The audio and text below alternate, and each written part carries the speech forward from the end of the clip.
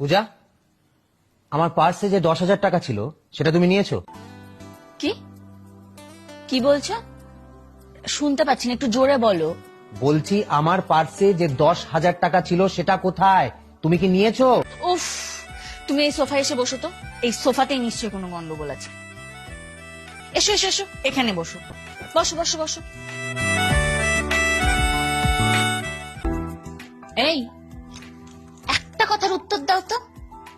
নিচের তলার মিষ্টি, ওপরের তলার দৃষ্টি, অফিসের বৃষ্টি, এদের সাথে তোমার সম্পর্কটা কি?